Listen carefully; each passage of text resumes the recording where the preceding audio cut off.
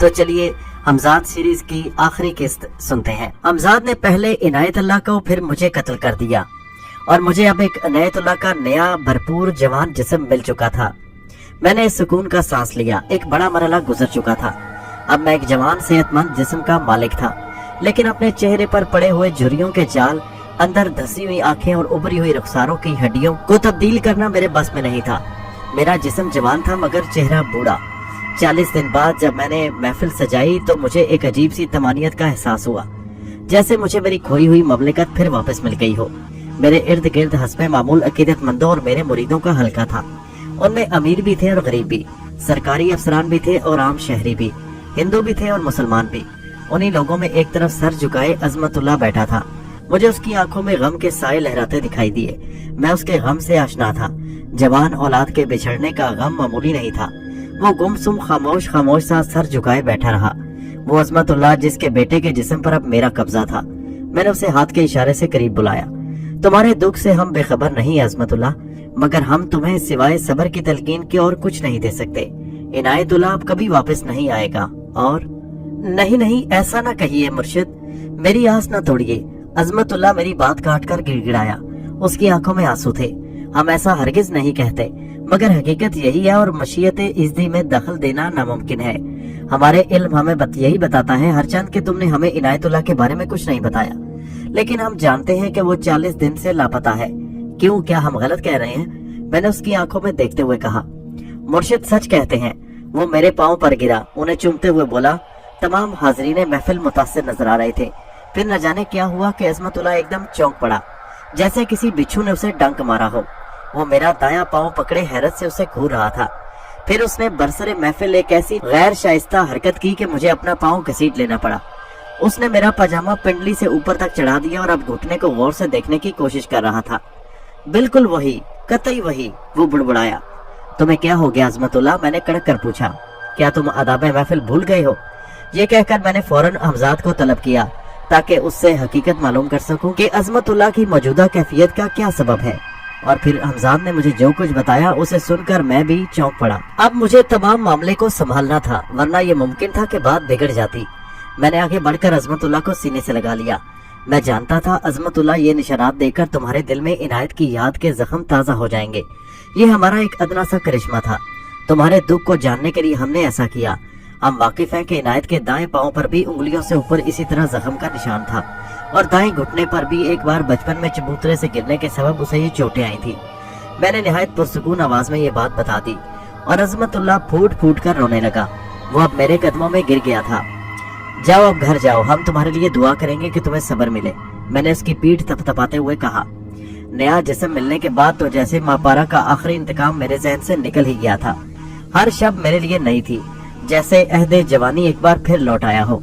और उन्हीं दिनों मैंने अपने कुछ अकलूम हुआ कि वो एक तवील अरसा अमेरिका में रहकर आया है और वहाँ के पुरस्रार उलूम से वो अच्छी तरह वाकिफ है, बल्कि खुद उसके पास कुछ पुरस्रार कुव्वतें हैं। पूरे दिल्ली में उन दिनों उसी का चर्चा था। मैंने उसके इतने तज़किरे सुने कि मेरे दिल में उसे देखने की ख्वाहिश पैदा हुई और साथ ही ये ख्वाहिश भी कि किसी तरह ये मालूम किया जाए कि उसके पास क्या पुरस्रार कुव्वतें हैं और वो कितने पानी में है। मैं चाहता था कि अगर मुमकिन हो तो लोगों के जहन से उसका भूत उतार दिया जाए। ऐसा मुमकिन था, लेकिन सिर्फ उसी वक्त जब वो लोगों के दरमियान अपनी किसी पुरस्रार कुव्वत का मुजाहिरा कर रहा हो। उसके कुव्वतों को हमजाद के जरिए नकारा बनाकर उसे बासानी लोगों की नजर में जलील किया जा सकता था। यही जज्बा जिसने मुझे इस बात पर आमादा किया कि मैं घनश्याम दास को एक नजर देख लूं, और जल्द ही मुझे इसका मौका भी मिल गया। एक दिन मैंने सुना कि रामलीला ग्राउंड में एक बड़े मजमे के सामने घनश्याम दास अपनी पुरस्रार कुव्वतों का मुजाहिरा करेगा। ये एक ऐसा सुनहरी मौका था कि मैं उसकी शोहरत और इज्जत को खाक पे मिला देता। मैं मौका गनीमत जानकर अपने मुरीदों के हल्के में सरे शाम ही रामलीला ग्राउंड में पहुंच गया, जहां एक बड़ा सा स्टेज बनाया गया था और ये लोगों के बैठने के लिए जमीन पर फर्श बिछाए गए थे। हजारों अफराद वहां जमा थे और कुछ देर बाद ही घनश्याम स्टेज पर आकर अपने करतब दिखाने वाला था। दिल्ली के आवाम के लिए मेरी शख्सियत नई नहीं थी। हिंदुओं के दिलों में मेरी तरफ से लाख कदूरत और अदावत सही, मगर उन्होंने मुझे देखते ही हाथों हाथ लिया। ये उनके लिए बड़ी इज्जत की बात थी कि मैं उनके जलसे में शिरकत करने आया था। मुझे सबसे आगे जगह दी गई, जहां शहर के दूसरे मुअज़्ज़िज़ीन बैठे थे। चंद लम्हे बाद ही घनश्याम दास साधुओं के से लिबास में स्टेज पर आया और पूरा ग्राउंड नारों से गूंज उठा। घनश्याम की हमरा उसका एक चेला भी था। उसने हाथ जोड़कर सबके नारों का जवाब दिया और मजमे को मुखातिब करके एक अंगीठी और कोयलों की फरमाइश की। मुंतजिमीन में से किसी ने उसकी फरमाइश पूरी कर दी। घनश्याम ने अंगीठी दहकाना शुरू कर दी और जब कोयले पूरी तरह अंगारों में तब्दील हो गए तो उसने उन्हें एक लोहे की परात में निकाल लिया और मजमे के दरमियान आकर लोगों को दहकते हुए कोयले दिखाने लगा। मैं उसकी तमाम हरकतों सुकनात का पूरी तरह जायजा ले रहा था और उसी पर नजर रखे हुए था और इस तवक्को में था कि कब वो कोई दावा करे और कब मैं उसके दावे को बातिल बना दूं। लेकिन अभी तक उसने कोई ऐसी बात की नहीं थी। वो अब मजमे के आखिर तक जाकर पलट रहा था और फिर मजमे के बिल्कुल दरमियान में पहुंचकर अचानक उसने एक ऐसी हरकत की कि लोगों के मुंह से चीखें निकल गईं। उसने परात में दहकते हुए अंगारे मजमे के ऊपर बखेर दिए थे। उसी वजह से लोग चीख पड़े थे, मगर दूसरे ही लम्हे पूरा ग्राउंड जोरदार तालियों और नारों से गूंज उठा और वो अंगारे लोगों तक पहुंचते पहुंचते गुलाब के बहकते हुए फूलों में तब्दील हो चुके थे। मैं खोल कर रह गया। वो जालिम अपना कमाल अचानक और गैर मुतवक्का तौर पर दिखा चुका था और मैं इस बात का मुंतजिर रहा था कि वो कुछ मुंह से कहे। वो अब फिर स्टेज पर पहुंच चुका था और सर झुकाकर लोगों की तहसीनों सिताइश का जवाब दे रहा था। मैं अब पूरी तरह मुस्तैद होकर उसके दूसरे करतब का इंतजार करने लगा। अब मैंने हमजाद को तलब कर लिया था ताकि वो मुझे बर वक्त आगाह कर सके कि घनश्याम अब क्या करने वाला है और हमजाद के जरिए मैं उसका तोड़ कर सकूं। लेकिन इस बार हमजाद को मुझे कुछ बताने की जरूरत पेश न आई, क्योंकि घनश्याम कह रहा था, साहिबो, मैं अब आपके सामने एक ऐसा कमाल का मुजाहिरा करने वाला हूँ जो बतौर खास मैंने अफ्रीका से सीखा है और ये कमाल मैंने चंद पुरस्कार कुव्वतों को कब्जे में करके हासिल किया है। आप में से सिर्फ नौजवान स्टेज पर आए, मैं उन्हें बरहना तलवारें दूंगा। वो मुझ पर बिला रोक टोक और बगैर किसी लगावट के उन तलवारों से हमला करेंगे। मैं अपने साथ में कुछ नहीं रखूंगा, लेकिन आप देखेंगे कि तलवारें मेरे जिस्म से गुजरती रहेंगी, मगर मेरा जिस्म अपनी जगह रहेगा और उसे कोई नुकसान नहीं पहुंच सकेगा।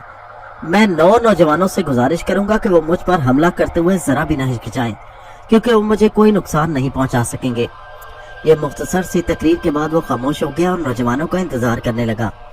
लीजिए, उसने अपनी मौत को खुद आवाज दे ली। हमजाद ने सरगोशी की, मगर उसने ये दावा किया किस तरह? मैंने दबी हुई आवाज में हमजाद से पूछा, ताकि मेरे करीब बैठे हुए लोग मेरी आवाज न सुन पाए। उसके पास यकीनी तौर पर कुछ पुरस्कार कुव्वतें हैं, मगर वो इंतहाई मामूली दर्जे की हैं, जिन पर मैं पूरी तरह काबू पा सकता हूँ। मैं उन कुव्वतों को आगे ही नहीं बढ़ने दूंगा कि उसे बचा सके। कुछ ही देर में 9 लोग स्टेज पर पहुंच गए। उनके स्टेज पर आते ही घनश्याम ने स्टेज पर रखा हुआ स्याह बक्स खोला और 9 तलवारें निकालकर उन नौजवानों में तकसीम कर दी और फिर उन नौजवानों से मजमे में जाने के लिए कहा कि वो लोगों को तलवारें दिखाएं ताकि उन्हें यकीन हो जाए कि तलवारें असली हैं और इनकी धार तेज है। वो तमाम नौजवान अपनी तलवारें सारे मजमे में दिखाकर फिर स्टेज पर पहुंच गए। घनश्याम उनके दरमियान खड़ा हो गया। उसने कहा था कि वो जैसे ही हाथ का इशारा करे वो सब उस पर हमला कर दे। मैंने देखा कि घनश्याम होठों में कुछ बिदबिदाया और फिर उसके दाएं हाथ को हरकत हुई और फिर घनश्याम दास की दिलदोज चीख सुनाई दी। उसका जिस्म स्टेज पर बड़ा बुरी तरह तड़प रहा था। तलवारों की धार वाकई बहुत तेज थी और फिर बैक वक्त 9 तलवारों के वार उसका जिस्म सख्त मजरूह हो चुका था। आधी गर्दन कट गई, सर के 2 टुकड़े हो गए थे और हाथों और पैरों पर कई जगह गहरे जख्म थे। तमाम नौजवान मबहूत और हैरत ज़दा से होकर उसे तड़पते हुए देख रहे थे। मुमकिन है वो सोच रहे हो कि ये भी उसी करतब का कोई हिस्सा हो और घनश्याम फिर उठकर खड़ा हो जाए, मगर ऐसा न हुआ। कुछ देर तक तो मजमे पर भी सख्ते का आलम तारी हो गया। वो कुछ भी न समझ पाए कि अचानक क्या हो गया। फिर शायद मुंतजमीन को होश आया और वो स्टेज की तरफ दौड़े और ऊपर कुछ देर बाद उनमें से एक ने निहायत उदास लहजे में लोगों को बताया कि घनश्याम दास मर चुका है और खुद अपने करतब का शिकार हो चुका है। उसका ख्याल जाहिर किया था कि जो मंत्र वो पढ़ रहा था मुमकिन है वो अधूरा रह गया हो और नौजवानों ने हमला कर दिया हो। बहरहाल यही मौका था कि मैं घनश्याम पर अपनी फोकियत जताकर लोगों पर रोब डाल सकता। मैं अपनी जगह से उठा और स्टेज पर पहुंच गया। मुझे किसी ने भी स्टेज पर चढ़ने से नहीं रोका, क्योंकि मैं उनके लिए नया नहीं था। मैं उसकी तरफ मुतवज्जो होने के बजाय मजमे से मुखातिब हुआ। घनश्याम दास अभी अपने फन में कच्चा था, उसे जल्दबाजी से काम नहीं लेना चाहिए था। बहरहाल जो कुछ हुआ वो बड़े दुख की बात है। उसने जिन कमालात का इजहार किया वो हम भी दिखा सकते थे और उससे ज्यादा भी, मगर हमने उसे मौका दिया। हम अपनी बात के सबूत में चाहते हैं कि वो दोनों मामूली करतब आप सबको दिखाएं, जिनमें से एक तो घनश्याम पूरा कर सका मगर दूसरे में अपनी जान गंवा बैठा। नहीं, हमें आपकी जिंदगी अजीज है, हम आपको ऐसा नहीं करने देंगे। मजमे में से कई लोग चीख कर बोले। ये गालिबन मेरे मुरीद थे जो मुझसे बेपनाह मोहब्बत करते थे। मगर उसी के बाद दूसरी आवाज सुनाई दी, अगर बुजुर्ग साहब तुम सच्चे हो तो ये कमालात जरूर करके दिखाओ जो घनश्याम पूरे नहीं कर सका। ये उन लोगों की आवाजें थी जो घनश्याम को चाहते थे और मुझसे कदूरत रखते थे। आप सब खामोश हो जाएं, हम आपकी ख्वाहिश जरूर पूरी करेंगे। मैंने हाथ उठाकर लोगों को खामोश रहने का इशारा किया। फिर मैंने अंगीठी और कोयले मंगवाए, उन्हें अच्छी तरह दहकाया और बिल्कुल घनश्याम ही की तरह सारे मजमे में उनकी निमाइश की और ऐन मजमे के दरमियान आकर वो दहकते हुए अंगारे उन पर बिखेर दिए, जिन्हें हमजाद ने उन पर फेंके जाने से पहले ही फूलों में तब्दील कर दिया। सारा मजमा जोर जोर से तालियां बजाने लगा। बुजुर्ग साहब की जय, बुजुर्ग साहब की जय। पूरा ग्राउंड गूंज उठा और उसके बाद मैंने स्टेज पर पहुंचकर उन्हीं नौजवानों को बुलाया जिन्होंने घनश्याम को जहन्नम रसीद किया था। वो सभी सख्त खौफजदा और घबराए हुए थे, इसीलिए वो बमुश्किल तैयार हुए। मैं भी घनश्याम की तरह उनके दरमियान खड़ा हो गया और हाथ के इशारे से उन्हें हमला करने के लिए कहा। उससे पहले कि हमजाद मेरे जिस्म के गिर्द एक नादीदा हिसार कायम कर चुका था, जिससे किसी शय का गुजरना मुहाल था। तलवारें बरसती रही मगर मैं अपनी जगह खामोश खड़ा रहा। लोग फिर हैरत और खुशी से तालियां बजाने लगे। उसके बाद मैंने हाथ के इशारे से हमला रोकने के लिए कहा। वो नौजवान हैरत से मुझे देख रहे थे, इस गर्ज से कि कहीं कोई हंगामा न हो जाए। वहाँ पुलिस के कई ट्रक भी मौजूद थे। मुझे अब एक और नई ही बात सूझी। मैंने मजमे को मुखातिब किया। ये तो वो कमालात थे जो घनश्याम दिखाना चाहता था। अब मैं अपनी तरफ से एक कमाल का मुजाहिरा करना चाहता हूँ। मैं देख रहा हूँ कि यहाँ पुलिस के ट्रक मौजूद हैं। मैं पुलिस वालों से गुजारिश करता हूँ कि वो एक ट्रक स्टेज के करीब ले आएं। मैं उस पूरे वजनी ट्रक को अपने हाथ की एक उंगली पर उठा लूंगा। ये मैं यूं ही नहीं कह रहा, बल्कि मैं इस बात का सबूत पेश कर सकता हूँ। ये कहकर ट्रक का इंतजार करने लगा और मुस्तरिब थे। देखते एक ट्रक स्टेज के करीब आ गया और उसमें से सिपाही उतरने लगे। नहीं, तमाम सिपाही ट्रक ही में बैठे रहे। मैंने सिपाहियों को उतरते देखकर कहा और सिपाही फिर ट्रक पर चढ़ गए। मैंने ट्रक की तरफ हाथ बढ़ाया और साथ ही हमजाद को इशारा किया। मैंने ट्रक का एक किनारा पकड़ा और लोगों ने देखा कि ट्रक जमीन से उठकर स्टेज पर आ गया। लोग हैरत ज़दा से ये अजीब और नाकाबिले यकीन मंजर देख रहे थे। जब ट्रक स्टेज पर आ गया तो मैंने उसे पहले दोनों हाथों से उठाया। हमजाद ने फौरन ही अपने नादीदा हाथ आगे किए और ट्रक फिजा में बुलंद होने लगा। ट्रक में बैठे हुए सिपाही हैरत और खुशी से चीखने लगे। उनकी चीखों पुकार से मजमे का सकूत भी टूट गया और वो तालियां बजाने लगे। ट्रक अब मेरे सर से ऊंचा था, फिर वो हाथ भर ऊपर जाकर मौलिक हो गया। फिर वो ट्रक मेरी उंगली पर घूमने लगा। हालांकि सिर्फ मैं ही इस बात को महसूस कर सकता था कि मेरी उंगली पर कतई कोई दबाव या वजन नहीं है और ट्रक का सारा वजन हमजाद संभाले हुए। फिर मैंने जिस तरह आहिस्ता आहिस्ता ट्रक पर से उसे दोनों हाथ अपने हटाए थे, अब उसे नीचे उतारने के लिए दोनों हाथ ट्रक के नीचे लगा दिए। जैसे अब ट्रक का बोझ मेरे दोनों हाथों पर हौले हौले ट्रक आहिस्ता आहिस्ता नीचे आने लगा और उसी वक्त अचानक मैंने महसूस किया कि जैसे मेरे दोनों हाथों पर हजारों मन बोझ आन पड़ा हो, जैसे मेरे दोनों कलाइयां और बाजू टूट गए हों। मेरी कुव्वत बर्दाश्त जवाब दे गई। वो गालिबन एक लम्हे का 1000वां हिस्सा था। जब मैंने महसूस किया कि अगर मैं जल्दी से ट्रक से हाथ हटाकर एक तरफ हो गया तो उसके बोझ तले दबकर मर जाऊंगा। इस एहसास के साथ ही मैं तेजी से एक तरफ हटा और गिरते ही अपने होश खो बैठा। मगर होश खोने से पहले मैंने एक जहरीला कहकहा जरूर सुना था और इस कहके को मैं हजारों में पहचान सकता था। वो मापारा का कहकहा था। मुझे होश आया तो मैंने अपने चारों तरफ लोगों का हजूम देखा। किसी ने गालिबन मेरे मुंह पर पानी के छींटे मारे थे। मैंने चारों तरफ नजर घुमाई और उसके साथ मेरे मुंह से घुटी घुटी सी चीख निकल गई। मेरे पूरे जिस्म से सांप लिपटे हुए थे जो मुझे बुरी तरह जकड़े हुए थे और एक तरफ मुझे मापारा का हसीन हिवला नजर आ रहा था।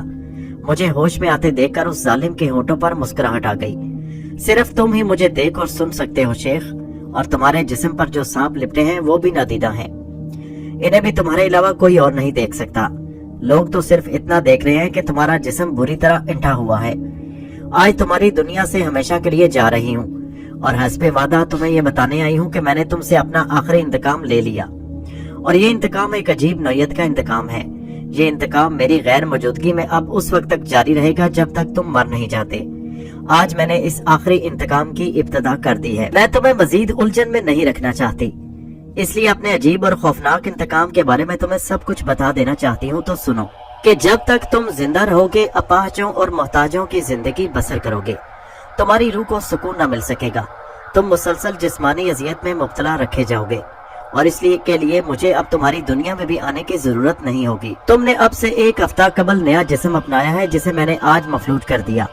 तुम्हारे इस जिस्म के दोनों हाथ हमेशा के लिए नकारा कर दिए गए हैं। और अब इस जिस्म के बाद तुम जो भी अपना जिस्म अपनाओगे नया, उसे अपने लिए चंद दिन ही बाद मुसीबत और अजाब में पाओगे।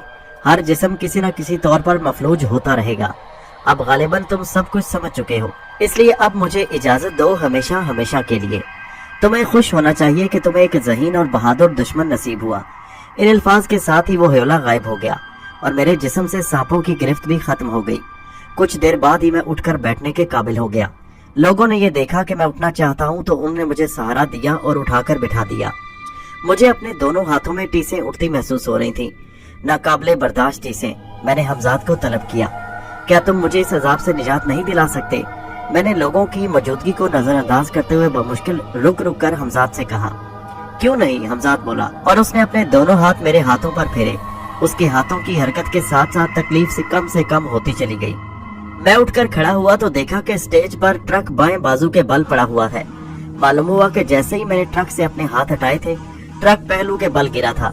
2-3 सिपाही भी जख्मी हो गए थे, मगर उनकी चोटें मामूली थी। मजमा अब रुखसत हो चुका था क्योंकि मैं काफी देर बेहोश रहा था और अब मेरे इर्द गिर्द उस जलसे के मुंतजमीन और मेरे मुरीद रह गए थे। घनश्याम की लाश भी उठाई जा चुकी थी। मुंतजमीन तबसरा कर रहे थे कि ये जलसा बड़ी अजीब नौयत का था। उसमें एक शख्स तो हलाक हो गया और दूसरा शदीद मजरूह हो गया। लोगों के रुखसत होते ही मैंने हमजाद को तलब किया। वो सिर्फ चंद ही लम्हे थे जब मैंने अपनी पुरस्रार कुव्वतों को सल्ब होते महसूस किया। हमजाद ने मेरे इस्तफसार पर बताना शुरू किया, लेकिन मैंने अपनी कुव्वतें ज़ाइल होते हुए भी आपको बचाने की खातिर ट्रक दूसरी सिमत उलट दिया, वरना आप सिर्फ हाथों से महरूम न होते बल्कि आपकी जिंदगी को भी शदीद खतरा लाक हो सकता था। इस पुरस्रार कुव्वत के बारे में जिसने मेरी कुव्वतें सलब कर ली हैं, कुछ भी नहीं जान सका। हाँ, सिर्फ कियास जरूर किया जा सकता है और उसके बारे में मैं अच्छी तरह जानता हूँ, मैंने कहा। और उसके बाद मापारा की रूह ने मुझसे जो कुछ कहा था उससे मैंने हमजाद को आगाह कर दिया। वो सब कुछ सुनकर खामोश रहा और उसकी खामोशी का सबब मैं जानता था। उससे पहले भी मापारा के मुकाबले में मैं उसको बेदस्तों पात देख चुका था। बहरहाल अब जो हो गया, हमजाद ने ठंडी सांस भरकर कहा। तुम्हें इस सिलसिले में कोई रंज करने की जरूरत नहीं, क्योंकि मैं वाकिफ हूँ कि इसमें तुम्हारा कोई कसूर नहीं। मैंने हमजाद को मलोल देखकर कहा। वो गमज़दा दिखाई दे रहा था। फिर दूसरी शाम लोगों ने एक अजीब ही मंजर देखा। मेरे सामने खाना रखा था और लुकमे बन बनकर खुद मेरे मुंह तक पहुंच रहे थे और देखने वालों की आंखें हैरत से फटी हुई थी। फिर जब मैं इस तरह खाना खा चुका तो पानी का जग अपनी जगह से उठा और ग्लास में पानी गिरने लगा। फिर वो ग्लास मेरे होंठों से आ लगा। इस बात से सिर्फ मैं ही आगाह था कि हमजाद मेरे दोनों हाथों की कसर पूरी कर रहा था। खाने से फारिग होकर मैंने हमजाद को रुखसत कर दिया और कुछ देर बाद ही न जाने क्यों मेरी पलकें बोझल होने लगी। मैंने लोगों को रुखसत कर दिया और वहीं नींद दराज हो गया। गनुदगी अब मेरे जहन पर पूरी तरह छाने लगी थी। ठहरिए, ठहरिए, खतरा है। इस आवाज को पहचानने में यकीनन मुझसे देर हुई, क्योंकि मैं जूं मैं नींद में डूबता गया वो आवाज दूर होती गई और उस वक्त मैंने जाना कि वो आवाज हमजाद की थी। मगर अब मैं हदूद से तजावज कर चुका था। मैं ख्वाब और बेदारी किसी मिली जुली कैफियत में रंगो खुशबू के हजूम में घिरा हुआ था। मैंने जब हमजाद की आवाज का गौर किया तो घबराकर आंखें खोल दी। वो जगह और वो लड़की दोनों ही मेरे लिए अजनबी थे। कौन हो तुम और मैं यहाँ किस तरह आ गया? अब मेरी आवाज में किसी कदर गुस्सा और झंझलाहट थी। तुम यहाँ आए नहीं, लाए गए हो। और मैं कौन हूँ और तुम्हें यहाँ क्यों लाई हूँ, ये सब कुछ जानने के लिए तुम्हारे इल्म में सिर्फ इतना आ जाना काफी है कि मैं इस घनश्याम दास की बेटी हूँ जिसे तुमने धोखे से मार दिया। मैं जानती हूँ कि मेरे बाप के कातिल तुम हो, सिर्फ तुम, वरना उससे पहले सैकड़ों दफा अपनी पुरस्रार कुव्वतों का मुजाहिरा कर चुका था। मुझे ये भी मालूम है कि तुम्हारे पास क्या पुरस्रार कुव्वत है, इसलिए मैंने कबल अज वक्त तुम्हें उस कुव्वत से दूर कर दिया है। वो कहे जा रही थी और मैं हैरत ज़दा सा उसकी बातें सुने जा रहा था। मैं जान चुका था कि मैं एक बड़ी मुसीबत में गिरफ्तार हो चुका हूँ। मैं यहाँ तुम्हें सिसका कर मारूंगी। वो फिर कह रही थी, मैं तुमसे अपने बाप की मौत का इंतकाम लूंगी और तुम्हारी मौत इतनी आसान नहीं होगी जिस आसानी से मेरे बाप ने जान दे दी। ये कहकर वो उठी और जीने की तरफ बढ़ी। ठहरो, मैं चीख कर बोला, तुम्हें यकीनन कोई बहुत बड़ी गलतफहमी हुई है। शेख करामत, गलतफहमी में मुझे नहीं तुम्हें है। वो बगैर मुड़े बोली, विमला इतनी भोली नहीं है कि तुम्हारी बातों में आ जाए। अच्छा, तो तुम्हारा नाम विमला है, मैं बोला, और तुम मेरा नाम भी जानती हो। हाँ, मैं तुम्हारे बारे में सब कुछ मालूम कर चुकी हूँ। मैं ये भी जानती हूँ कि अगर तुम्हें ढील दे दी जाए तो तुम खतरनाक भी हो सकते हो। अब वो सीढ़ियों पर कदम रख चुकी थी। मुझे कुछ और न सूझा तो उसके पीछे लपका। वो एकदम मुड़ी और मेरी आंखों में आंखें डाल दी। तुम अब अपनी जगह से हरकत नहीं करोगे, समझे? उसकी आवाज मुझे कहीं दूर से आती हुई सुनाई दी। اس کے جانے کے بعد دروازہ پھر باہر سے لگ گیا اور میں نے اس کے ساتھ محسوس کیا جیسے اب میں اپنے جسم کو حرکت دے سکتا ہوں۔ میں نے قدم اٹھائے اور تیزی سے زینہ چڑھنے لگا۔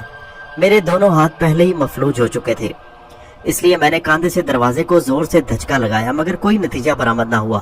وہ دروازہ خاصا مضبوط تھا۔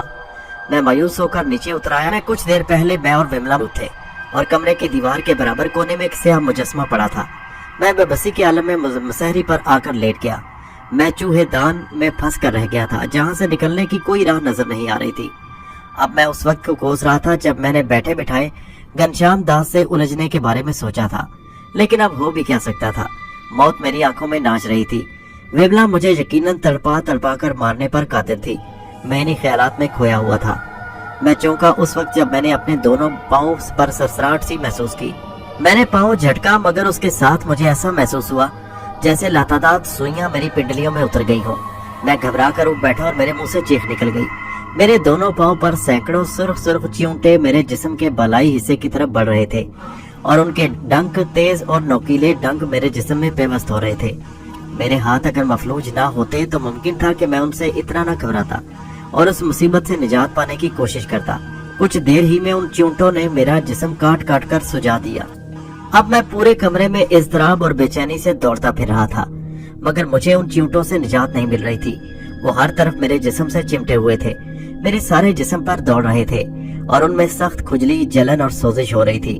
مجھے یاد ہے کہ میں نے کئی گھنٹے اس اذیت میں گزارے تھے اور پھر میں بے ہوش ہو گیا تھا۔ ہوش آنے پر میں نے خود کو اسی جگہ دیکھا، لیکن اب چیونٹوں کا دور دور تک پتہ نہیں تھا۔ ہاں، ان کی یاد اب بھی میرے جسم پر جلن اور کھجلی کی صورت میں موجود تھی۔ مجھے ہوش آئے ابھی زیادہ دیر نہیں ہوئی تھی کہ میں نے وملا کو دروازہ کھول کر نیچے آتے ہوئے دیکھا۔ کہو کیا حال ہے؟ کچھ مزہ آیا؟ اس کی آواز کا زہر میں نے اپنی روح میں اترتے ہوئے محسوس کیا، مگر میں بے بسی سے اس کی طرف دیکھتا رہا۔ خاموش کیوں ہو؟ کچھ بولو نا۔ کیا تمہیں میری تواضع پسند نہیں آئی؟ اور ہاں سنو، اتنا زیادہ دیر بے ہوش نہ رہا کرو، جلدی ہوش میں آ جایا کرو تاکہ دوبارہ تمہاری تواضع کی جا سکے۔ شاید تمہیں اپنے جسم میں شدید کھجلی محسوس ہو رہی ہے۔ لاؤ میں کھجا دوں، اس نے کہا، اور پھر نہ جانے کہاں سے اس کے ہاتھ میں ایک خنجر آ گیا۔ وہ خنجر لیے میری طرف بڑھی۔ میں نے اٹھنا چاہا، اس نے ہاتھ کے اشارے سے مجھے لیٹے رہنے کے لیے کہا۔ اس کی آنکھیں میری آنکھوں سے الجھی ہوئی تھی۔ تم اٹھنے کی کوشش نہیں کرو گے، وہ بولی، اور پھر اس نے بڑی بے رحمی سے جگہ جگہ میرے جسم کی کھال چھیل ڈالی جس سے خون رسنے لگا۔ میرے منہ سے چیخیں بلند ہو رہی تھی، لیکن وہ اپنے دلچسپ مشغلے میں مصروف رہی۔ مجھے تڑپتا اور سسکتا ہوا چھوڑ کر وہ کچھ دیر بعد ہی لوٹ آئی۔ اس بار اس کے ہاتھ میں ایک بالٹی تھی، چھوٹی سی بالٹی۔ وہ میرے قریب آ کر بڑی محبت سے بولی، دیکھو تمہارا جسم کتنا گندا ہو رہا ہے۔ کمبخت چیونٹوں نے اچھے خاصے جسم کی مٹی پلید کر دی۔ یہ کہہ کر اس نے میرے لہو لہان جسم پر بالٹی میں سے قطرہ قطرہ پانی ٹپکانا شروع کر دیا۔ پھر اس پانی میں نے بطور خاص تمہارے لیے خاصا نمک گھولا ہے تاکہ تمہارے زخم جلدی اچھے ہو جائیں۔ پانی کی ایک ایک بوند میرے جسم میں آگ لگا رہی تھی اور میں بری طرح چیخ رہا تھا۔ ہمت سے کام لو، مرد آدمی ہو کر اس طرح چیختے چلاتے ہو۔ لو میں جا رہی ہوں۔ بس پھر وہ مڑی اور زینے پر چڑھنے لگی۔ اب میرے اندر اتنی ہمت اور قوت بھی نہیں رہی تھی کہ میں یہ سوچ بھی سکتا کہ اٹھ سکوں۔ میں مسہری پر بے حصہ حرکت پڑا، صرف چیخ سکتا تھا۔ میں اب اپنی زندگی سے قطعی مایوس ہو چکا تھا کہ ایک رات سوتے سوتے اچانک میری آنکھ کھل گئی۔ میں نے آنکھیں پھاڑ کر چاروں طرف دیکھا۔ کمرے میں گہرا اندھیرا تھا۔ جو چیز میرے جاگنے کا سبب بنی تھی، اب اس پر میں نے غور کیا تو پتہ چلا کہ موسلا دھار بارش اور بجلی کی کڑک سے میری آنکھ کھلی تھی۔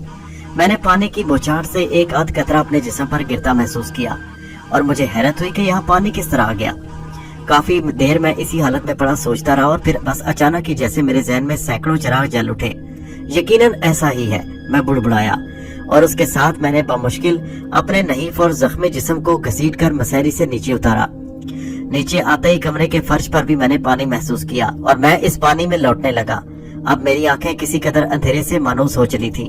میں نے دیکھا کہ زینے کے اوپری دروازے سے کچھ فاصلے پر بنے ہوئے سوراخوں اور روشندانوں سے پانی نیچے گر رہا تھا۔ بارش غالباً بہت تیز ہو رہی تھی۔ میں تقریباً لڑکتا ہوا روشندان کے نیچے پہنچ گیا۔ اب بارش کا پانی براہ راست میرے جسم پر پڑ رہا تھا۔ کچھ ہی دیر میں میرا جسم پانی میں شرابور ہو چکا تھا۔ میرا دل خوشی سے اچھلنے لگا۔ پھر میں نے حمزات کو طلب کرنے میں دیر نہیں لگائی۔ مجھے اس جہنم سے نکال لے چلو۔ حمزات کے آتے ہی میں چیخا، گھبرائیے مت، اب میں آپ تک پہنچ چکا ہوں، اب آپ کا کوئی کچھ نہیں بگاڑ سکتا، حمزات نے جواب دیا۔ پھر وہ مجھے لے کر بہت جلد میرے مکان تک پہنچ گیا۔ وہاں پہنچتے ہی سب سے پہلے اس نے میری جسمانی حالت کو بہتر بنانے کے لیے मेरे पूरे जिस्म पर अपने दोनों हाथ फेरे और मुझे ऐसा लगा जैसे किसी ने मेरे जख्मों पर मरहम रख दिया हो। अलल सुबह ही मैं बेदार हो गया। अब सबसे पहले मुझे विमला की फिक्र थी। मैं उसके बारे में हमजाद से मालूम करना चाहता था। मेरे सवाल करने से पहले ही हमजाद ने मुझे विमला के बारे में बताना शुरू कर दिया। विमला अपने बाप के साथ ही अफ्रीका गई थी और उसने भी अपने बाप घनश्याम दास के साथ बहुत सारे इल्म सीखे थे। जब उसे ये मालूम हुआ कि उसका बाप अपनी पुरस्रार कुव्वतों का मुजाहिरा करते हुए मारा गया, तो उसने अपनी पुरस्रार ताकतों के जरिए ये पता लगा लिया कि उसके बाप की मौत की असल वजह क्या थी। फिर उसने आपको फांसने के लिए एक और मंसूबा बनाया और इससे पहले कि मैं आपको होशियार करता वो अपना काम कर गई। उसने ये सब कुछ इतनी जल्दी और खिलाफे तवक्को किया कि मैं आपको आखिरी वक्त ही में खतरे से इत्तला कर पाया, लेकिन उस वक्त तक मैं विमला का जादू आप पर चल चुका था। फिर उसके बाद उसने आपको इतना मौका ही नहीं दिया कि आप इस काबिल हो सकते कि मुझसे मदद हासिल कर पाते। वो तो कुदरत ही कुछ मेहरबान थी और अभी आपकी जिंदगी थी जो आप बच गए, वरना वो आपको किसी सूरत जिंदा न छोड़ती। हमजाद ये कहकर खामोश हो गया। क्या अब इसकी तरफ से कोई और खतरा लाक तो नहीं? मैंने पूछा। खतरा तो है, मगर मेरे होते वो आप पर हाथ नहीं डाल पाएगी, क्योंकि मैं अब उस वक्त तक आपको तनहा नहीं छोड़ूंगा जब तक कि आप उससे अपनी बेबसी और अजियत का इंतकाम न ले लें। हमजाद ने जवाब दिया। ठीक है, तो मालूम कर लो। मेरी भी ख्वाहिश है कि मैं एक बार उसे इसी तरह बेबस और मजबूर देखूं जिस तरह उसने मुझे बेबस कर दिया था। मैंने कहा। गालिबन तीसरे दिन हमजाद ने मुझे इत्तला दी कि आज रात विमला का फैसला हो जाएगा, क्योंकि वो उसके बारे में सब कुछ जान चुका है। हमजाद ने बताया कि विमला को आसानी के साथ ज़ेर किया जा सकता है, लेकिन साथ ही उसने मुझे तंबीह की कि उससे कोई गलत हरकत नहीं करूंगा, वरना उस सूरत में यह होगा कि हमजाद तो मेरी कोई मदद नहीं कर पाएगा। विमला अपनी पुरस्रार ताकतों के जरिए मुझे बेबस कर देगी। हर चंद के ये बात मेरी तबीयत और मिजाज के खिलाफ थी, मगर मैंने मान ली। फिर उसी रात मगरिब के कुछ देर बाद हमजाद ने एकदम मुझे बताया कि गालिबन विमला को हमारे इरादों के बारे में इल्म हो चुका है, इसलिए वो अब दिल्ली से फरार हो रही है। तो फिर उसे रोको, उसे भागने न दो, मैंने पुरजोश लहजे में कहा। लेकिन अब वो चौकन्ना हो चुकी है। अब अगर उसे रोकने की कोशिश की गई तो दूसरी सूरत में वो खुदकुशी कर लेगी, हमजाद ने बताया। मुझे हमजाद का ये फैसला कबूल करने के लिए अपने ऊपर जबर करना पड़ा। मैं हरगिज नहीं चाहता था कि विमला इस आसानी से निकल जाए, और वो भी मेरे इल्म में आने के बावजूद। लेकिन मैं इस पर भी राजी नहीं था कि वो खुदकुशी कर ले और मैं अपने दिल में इंतकाम की सुलगती हुई आग को ठंडा न कर सकूं। दिन तेजी से गुजरते रहे और मेरे जहन से विमला का ख्याल महव होता गया और फिर मैं उसे बिल्कुल ही भूल सा गया। लेकिन अब मुझे अपने हाथों की महरूमी के एहसास ने बेचैन करना शुरू कर दिया था। मैं मफलूज होने के सबब कदम ब कदम पर हमजाद का मोहताज होकर रह गया था। आखिरकार एक दिन तंग आकर मैंने हमजाद से इस ख्वाहिश का इजहार किया कि इस मफलूज जिस्म से निजात हासिल करा ली जाए। हमजाद को मेरी राय से इत्तफाक नहीं था, मगर वो मर्जी और ख्वाहिश के सामने कतई बेबस था। इस बार फिर कुतुब मीनार के करीबी खंडरात हमारे काम आए। सब कुछ निहायत सुकून और इत्मीनान से हो गया। नया जिस्म भी जवान और खूबसूरत था। 40 दिन गुजारने के लिए जगह निहायत मौजू और मुनासिब थी, और इससे पहले भी मैं यहाँ रह चुका था। लेकिन अभी सिर्फ 11 दिन गुजरे थे कि एक शाम मैंने उन खंडरात के करीब बहुत से कदमों की चाप सुनी। उसके साथ मेरी नजर हमजाद के चेहरे पर पड़ी, जिस पर मुझे फिक्र के साए से मंडलाते हुए नजर आए। बहुत बुरा हुआ, मैंने उसे बिल्कुल फरामोश कर दिया था, हमजाद ने बुड़बुड़ा कर कहा। लेकिन अब हो भी क्या सकता है? मैंने जल्दी से पूछा, तुम किसकी बात कर रहे हो? विमला की, हमजाद ने जवाब दिया। आखिर वो अपना काम कर गई। हम विमला की उस गफलत से कोई फायदा न उठा सके, मगर वो फायदा उठा उसका कोई पुरस्कार हमला कर नहीं होगा, इसलिए उसने दूसरा रास्ता इख्तियार किया। पुलिस इन खंडरात में आपको ढूंढ रही है और वो यकीनन यहाँ तक अब पहुँच जाएंगे। मुझे रह रहकर अपनी गफलत पर अफसोस हो रहा था कि मैंने अपने एक दुश्मन को क्यों भुला दिया। मेरे करीब ही मजीद का कटा हुआ सर और पुराना जिस्म पड़ा हुआ था।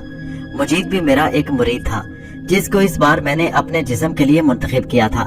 पुलिस लाजमी तौर पर मजीद के कत्ल में मुझे गिरफ्तार करेगी, और वो भी इसी हालत में। क्या ये मुमकिन नहीं कि तुम ये सर और बकिया जिस्म यहाँ से गायब कर दो? अचानक मैंने हमजाद से सवाल किया। अब जानते हैं कि इन 40 दिनों में मैं खुद भी बेकार हो जाता हूँ, कतई बेकार। अगर ऐसा मुमकिन होता तो कोई बात नहीं थी।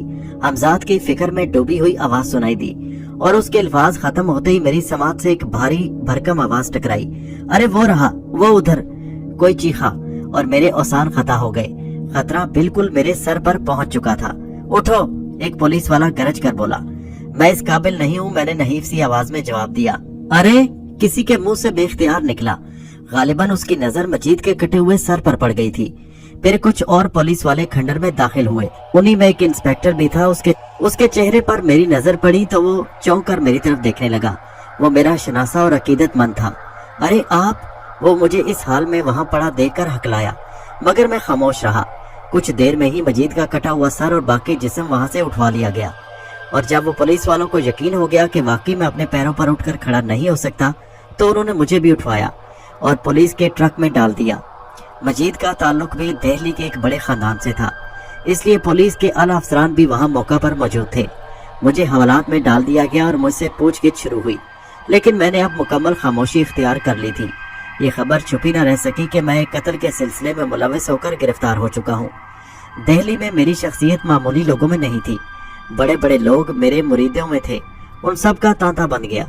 उन्होंने इंतहाई कोशिश की कि मुझे जमानत पर रिहा करा लें, मगर मजीद के अहले खानदान भी कम बारसूख नहीं थे। नतीजे के तौर पर जमानत भी न हो सकी। उधर मैंने भी इकबाल जुर्म नहीं किया था। पुलिस के आला हुकाम अजीब शशोपंज में थे कि करें तो क्या करें। मैं ऐसा गया गुजरा शख्स भी नहीं था कि वो मुझ पर 3rd डिग्री का इस्तेमाल कर सकते, क्योंकि खुद अफसरान में मेरे बहुत से अकीदतमंद थे। दिन गुजरते गए और फिर मुझे हवालात से जेल में मुंतकिल कर दिया गया। मुकदमा अदालत में पेश हुआ। सारा शहर जैसे उस मुकदमे की कार्रवाई सुनने के लिए उमड़ आया। मेरे एक साहिब हैसियत मुरीद ने एक बड़ा वकील मेरी पैरवी के लिए खड़ा किया था। वो नौजवान और ज़हीन वकील मुझसे भी मिला और हकीकत हाल दरियाफ्त करना चाहिए। मैंने उससे सिर्फ इतना कहा कि किसी भी तरह सिर्फ 18 दिन इस केस का फैसला न होने दे, क्योंकि उस वक्त 40 दिन पूरे होने में 18 दिन बाकी थे। जब वो वकील मुझसे मिला था, वो मेरी अजीबोगरीब बात समझ ना पाया और ये कहकर चला गया कि वो कोशिश करेगा, लेकिन वो अपनी कोशिश में कामयाब न हो सका था और 40 दिन पूरे होने से 9 दिन पहले मेरी तकदीर का फैसला सुना दिया गया। मुझे अदालत ने फांसी का हुक्म दे दिया था। 40 दिन पूरे होने से सिर्फ 1 दिन पहले मुझे फांसी होने वाली थी। जेल में मुझसे मेरे मुरीद और मोतकिद मिलने आए। मिर्जा मोइन से मैंने सिर्फ इतना कहा कि हाई कोर्ट में फौरन अपील कर दी जाए। फिर 40वें दिन बड़ी बेताबी और इज़्तिराब के साथ गुजरा। अब मैं अंधेरे का मुंतज़िर था, और जब हर तरफ अंधेरा फैल गया तो हमजाद मेरे लिए गुस्ले सेहत की तैयारी करने चला गया। मैं जिस कोठड़ी में रखा गया था वहाँ मैं तन्हा था। कुछ देर बाद ही हमजाद लौट आया। फिर मैंने गुस्ल करने में देर नहीं की। नई जिंदगी मुबारक हो, हमजाद की आवाज गूंजी। और तुम्हें भी, मैंने जवाबन कहा। अब यहाँ से हम निकल चलते हैं, हमारी मंजिल मथुरा है। गालिबन आप विमला से निमटना पसंद करेंगे, हमजाद ने मुझे याद दिलाया। क्यों नहीं, मैं फौरन बोला। मैं उसे किस तरह भूल सकता हूँ। उसी रात हमजाद मुझे मथुरा ले पहुंचा। पथरीली गलियों से गुजरता हुआ एक बड़े मकान के सामने पहुंचकर रुक गया और मुझे मुखातिब करके बोला, हमारे लिए ये बात बड़ी इंतहाई सूदमंद है कि वो इस वक्त खाबीदा है और उस पर गफलत में काबू पाया जा सकता है। गालिबन वो मंजर अब तक नहीं भूला होगा जब आपने महापारा पर फतह हासिल की थी, वो भी हमें ख्वाबीदा मिली थी। हाँ, मुझे अच्छी तरह याद है, लेकिन इस वक्त मैं महापारा का मनूस तस्वुर नहीं करना चाहता। मैंने जवाब दिया, तुम अपना काम शुरू करो। चंद लम्हे बाद ही वो मुझे लेकर मकान में दाखिल हो गया, लेकिन जैसे ही हमने उस कमरे में कदम रखा जहाँ विमला सो रही थी, मुझे एक अजीब सी गूंज सुनाई दी और मेरे कान उस आवाज से सुन हो गए। उसी आवाज के साथ अचानक विमला अपने बिस्तर पर एकदम उठकर बैठ गई और मुझे इस तरह देखकर एक लम्हे को उसके चेहरे पर एक रंग आकर गुजर गया। आखिर मैं तुम तक पहुंच ही गया, मैंने उसे मुखातिब किया। हाँ, तुम पहुंच तो गए, मगर मेरे जिस्म को हाथ नहीं लगा सकोगे, वो फुनकारी। इस बार मेरे हाथ मफलूज नहीं है, मैंने जहर कंद के साथ कहा। उससे कोई फर्क नहीं पड़ता। तुमने देख लिया कि मैं तुम्हारे कमरे में दाखिल होने में किस तरह खुद ब खुद बेदार हो गई। मेरे इल्म में आए बगैर कोई भी मेरी ख्वाबगाह में दाखिल नहीं हो सकता। खैर, इन बातों को छोड़ो, मैं तुमसे एक सौदा करना चाहती हूँ, बोलो क्या तुम तैयार हो? वो मेरी तरफ सवालिया नजरों से देखती हुई बोली, तुम अब इस मंजिल में नहीं हो कि मुझसे कोई सौदा कर सको। ये मैं जानती हूँ और ये भी जानती हूँ कि तुम अगर चाहो तो मेरी तमाम पुरस्रार कुव्वतें अपने पुरस्रार कुव्वत के जरिए सल्ब कर सकते हो, लेकिन इस सूरत में तुम मेरे जवान और हसीन जिस्म से महरूम हो जाओगे। अगर तुम मुझे अपनाने का वादा करो तो मैं इस पर भी तैयार हो सकती हूँ कि अपने बाप के इंतकाम का ख्याल अपने जहन से निकाल दूं और हमेशा के लिए तुम्हारी हो जाऊं। ये नामुमकिन है, कतई नामुमकिन। अगर तुम हकीकतन जिंदगी भर मेरा साथ निभाने पर आमादा हो तो तुम्हें उसके लिए कुछ कुर्बानियां देनी पड़ेंगी। मैं तुम्हें हासिल करने के लिए हर कुर्बानी देने पर आमादा हूँ। उसकी आवाज में पुख्तगी थी और फिर मैं ये जानकर सख्त हैरत में पड़ गया कि वो अपना मजहब भी छोड़ने पर आमादा थी, लेकिन पुरस्रार कुव्वतों से दस्तबरदार होने पर वो फौरी तौर पर तैयार न हुई। कुछ देर की बहसो तकरार के आखिर वो इस पर भी तैयार हो गई। मुझे जैसे मेरी खोई हुई जन्नत मिल गई। میں نے حمزاد کو اشارہ کیا، اس نے میرے اشارے پر وملا کے گرد ایک حصار قائم کر دیا اور مجھ سے مخاطب ہوا۔ صبح تک یہ اپنی تمام تر قوتوں سے محروم ہو چکی ہوگی۔ اب چلیے، میں صبح آؤں گا اور کل تمہیں میرے ساتھ چلنا ہوگا، میں نے وملا سے کہا اور حمزاد کے ہمراہ وہاں سے چل دیا۔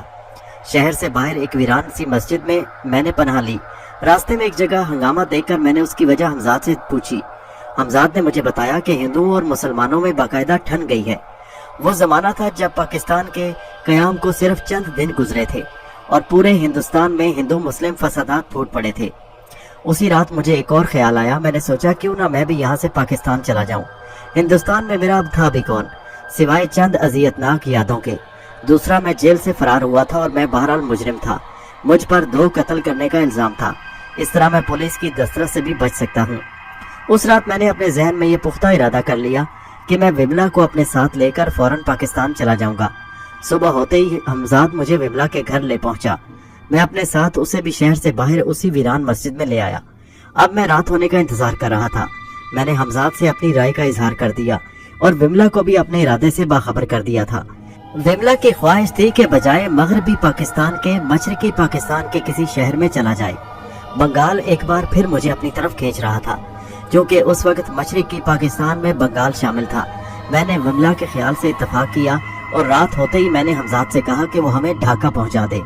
ڈھاکہ پہنچ کر صدر گھاٹ کے علاقے میں مجھے ایک بہت بڑا سا مکان حاصل کرنے میں کوئی دقت پیش نہ آئی۔ وہاں پہنچنے کے دوسرے ہی دن میں نے وملا کو ایک مولانا کے ہاتھ پر اسلام قبول کرایا اور اس کے بعد میں نے اس سے نکاح پڑھایا۔ وملا خوشی سے پھولے نہیں سما رہی تھی۔ وہ میری شادی کی پہلی رات تھی اور میرا دل بے انتہا مسرور تھا۔ میرے لیے کوئی نئی بات تھی، مگر اس کے باوجود مجھے ایک انجانی سی خوشی تھی۔ میں نے جو مکان خریدا تھا وہ 2 منزلہ تھا۔ سرے شام ہی میں اور وملا نے اوپری منزل کا ایک کمرہ شب عروسی کے لیے سجانا شروع کر دیا۔ پھر میں کسی کام سے مکان کے نچلے حصے میں جانے کے لیے زینے کی طرف بڑھا، لیکن پہلی سیڑھی پر قدم رکھتے ہی مجھے زور کا چکر آیا اور میری آنکھوں کے سامنے اندھیرا سا چھا گیا۔ میرے جسم کا توازن بگڑ گیا اور میں سیڑھیوں پر لڑکنے لگا۔ میرے منہ سے چکا تھا اور میری سمجھ میں ایک آواز گونجی اور اس کہکے کو میں اچھی طرح پہچانتا تھا، ماں پارا۔ اور اس کے ساتھ ہی میرے ذہن میں ایک اور لفظ گونجا، انتقام۔ اور اس کے بعد میں اپنے حواس پر قابو نہ پا سکا اور میں بے ہوش ہو گیا۔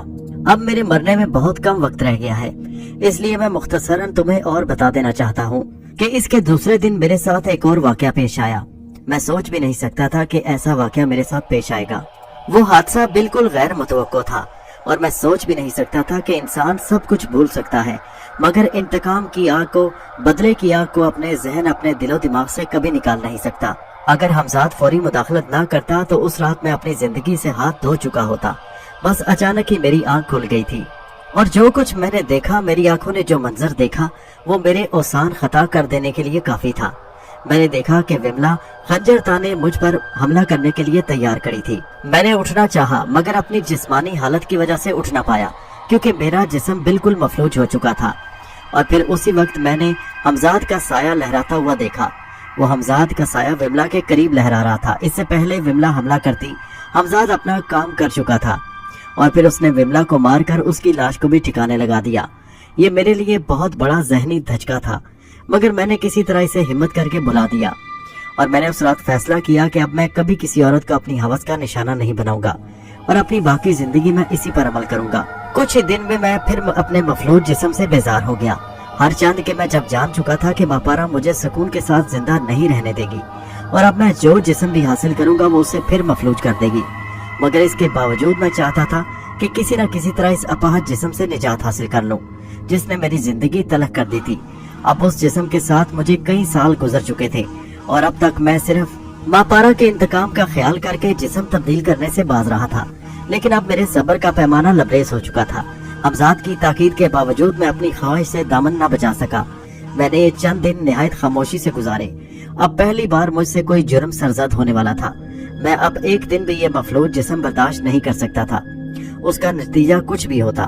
آخر ایک دن تک آ کر میں نے حمزاد سے کہا اور اسے میری خواہش کے سامنے سر جھکانا ہی پڑا۔ نیا جسم بالکل نوخیز تھا۔ وہ ایک 15 سال کا حسین و خوبصورت لڑکا تھا، ہمارے ہی پڑوس میں رہتا تھا اور کئی مہینے سے اس پر میری نظر تھی۔ وہ اکثر میرے گھر بھی آتا تھا۔ محمد ہاشم نام تھا اس کا، بڑی پیاری پیاری اور معصوم باتیں کرتا تھا۔ तुम जो ये जिस्म अब देख रहे हो ये उसी का जिस्म है। नए जिस्म से पूरी तरह हम आहंग होकर और 40 दिन सुकून और इत्मीनान से गुजारने के बाद मेरा जी ढाका से भी कहीं और चलने के लिए चाहा। इस बार मेरी मंजिल चालगाम थी। यहाँ आकर मैंने बज़ाहिर अपनी आमदनी के ज़राए ज़ाहिर करने के लिए तिजारत शुरू कर दी। इस तरह मेरा वक्त भी आसानी से गुजर जाता था। यहाँ मैंने एक बार फिर अपना बिछड़ा हुआ नाम अपना लिया था। लोग मुझे शेख करामत ही के नाम से पुकारने लगे। इस तरह एक तवील अरसे बाद अब मुझे अपना नाम पाकर एक अजीब सी खुशी का एहसास हुआ। 5 साल पहले अचानक एक रात मेरे सीने में शदीद दर्द हुआ और मैं रात भर तड़पता रहा। सुबह डॉक्टरों को दिखाया तो उन्होंने बताया कि मुझे मैदे का सरतान है। जब मैं डॉक्टर अनवारुल हक के पास से लौट रहा था तो रास्ते में मुझे वही जहरीला कहका सुनाई दिया, माहपारा का कहका, और मैं तड़प कर रह गया। आखिर वो अपने इंतकाम से बाज नहीं आई, लेकिन अब मैं फैसला कर चुका था कि चाहे कुछ भी हो अब मैं ये जिस्म नहीं छोड़ूंगा। वक्त तेजी से गुजरता गया और अब से 15 दिन पहले मेरी हालत सख्त खराब हो गई। हमजाद के मशवरे पर मैं अस्पताल में दाखिल हो गया और यहाँ आने के 3-4 दिन बाद ही एक शब मैंने हमजाद से एक ऐसी खबर सुनी जो मेरे वहमो गुमान में भी नहीं थी। अब हमारे बिछड़ने में बहुत कम दिन रह गए हैं। हमजाद ने दुख भरे लहजे में कहा। मैं तुम्हारा मतलब नहीं समझ पाया। मैंने उससे हैरत ज़दा होकर कहा, आप अब से 10 दिन बाद मुझे आजाद करने के पाबंद हैं। अब से 100 साल पहले किया हुआ अहद याद कीजिए जब आपने मुझे पर काबू पाया था। हमजाद बोला, तो फिर मैं तुम्हारे बगैर जिंदा रहूंगा? मैंने कहा, अभी तक मुझे हालात की संगीनी का एहसास नहीं हुआ था कि हमजाद की आजादी का मतलब कितना भयानक है। काश आप मेरे बगैर जिंदा रह सकते। हमजाद की आवाज भरा गई। क्यों आखिर ये क्यों नहीं हो सकता? मैंने कहा, इसलिए कि मेरे आजाद होते ही आपके सर और बाकी जिस्म का राब्ता आपस में खत्म हो जाएगा, क्योंकि ये राब्ता मेरी ही वजह से कायम रहा था। हमजाद की बात सुनकर मेरी आंखों के सामने अंधेरा छा गया और मेरा दिल डूबने लगा। उससे पहले कभी मैंने अपनी मौत को खुद से करीब महसूस नहीं किया था। मैंने पहले समझा था कि वो आजाद होकर मुझसे रुखसत हो जाएगा, मगर मेरी भूल थी। अब से चंद दमों बाद वो मेरे जिस्म में पनाह हासिल करके मेरी ही तरह हमेशा के लिए मौत की नींद सो जाएगा। दोस्तों, ये सिलसिला यहाँ पर खत्म हो जाता है। हमजाद सीरीज की ये आखिरी किस्त थी। उम्मीद है आपको हमजाद सीरीज पसंद आई होगी। अपने ख्यालात का इजहार नीचे कमेंट में जरूर कीजिए।